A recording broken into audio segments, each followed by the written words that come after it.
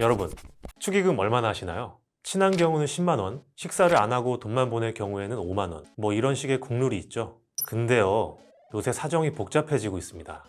만약 노웨딩이라는 변수가 있다면 어떻게 하시겠습니까? 그러니까 결혼은 하는데 결혼식은 하지 않는 커플들이 늘고 있습니다. 딱 하루 동안의 예식 비용에 수천만 원을 쓰는 게 아깝다. 그래서 그 돈을 차라리 내 집 마련에 보내겠다는 실속파들입니다. 그래도 결혼 소식은 알려야겠기에 청첩장을 보냅니다. 자, 축의금 보내야 될까요? 말아야 될까요? 실제로 이런 고민들이 결혼 정보 카페에 여러 개 올라와 있습니다. 이건 받는 사람, 주는 사람 모두에게 참 난감한 문제입니다.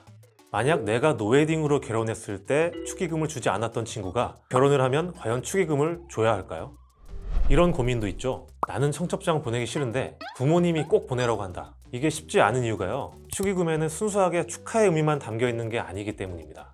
누가 얼마를 냈는지 개인 장부에 다 기록되고 이후 관계 재정립에도 활용이 되죠. 받은 축의금 액수를 보고 나서 우리가 이 정도 사이였나를 다시 생각한 적이 있다는 분들 적지 않습니다. 축의금도 어쨌든 물가에 연동되고요. 꾸준히 올라가는 추세입니다. 한국갤럽 조사에 따르면 축의금 평균 금액은 1994년에 2.8만 원이었지만 2019년 7.7만 원으로 점진적 증가세를 보여왔습니다. 요즘엔 어떨까요? 지난 4월 신한은행이 1만 명을 대상으로 조사한 설문조사 결과 평균 11만 원이었습니다. 우리가 흔히 알고 있는 국룰 10만 원을 넘어선 액수죠. 왜 그런가 봤더니요. 결혼식 장소 때문이었습니다. 호텔에서 결혼하시는 분들 종종 계시죠? 이때 결혼식 축의금은 평균 12만 원으로 조사됐습니다. 20만 원을 낸다고 응답한 비중이 15%를 넘었고요. 호텔의 비싼 밥값을 고려한 겁니다. 지갑 사정이 여의치 않은 경우에는 괜히 식충이 취급받을까봐 그냥 돈만 보내는 경우도 있다고 합니다.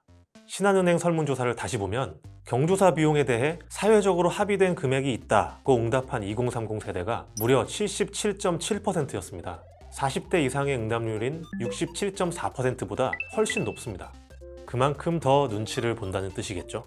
보통은 내가 받은 만큼 주는 기브앤테이크가 대부분입니다. 제가 5만 원 받았으면 5만 원 주는 식이죠.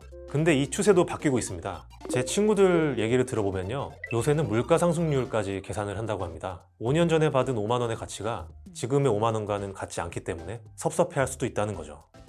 요새는 비혼족도 많죠. 결혼 안 하고 그냥 혼자 살겠다는 분들.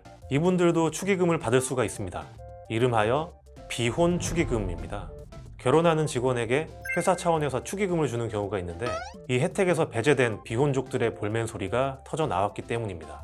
왜 축의금이라는 사내복지를 결혼하는 사람만 누려야 되느냐는 문제 제기였죠.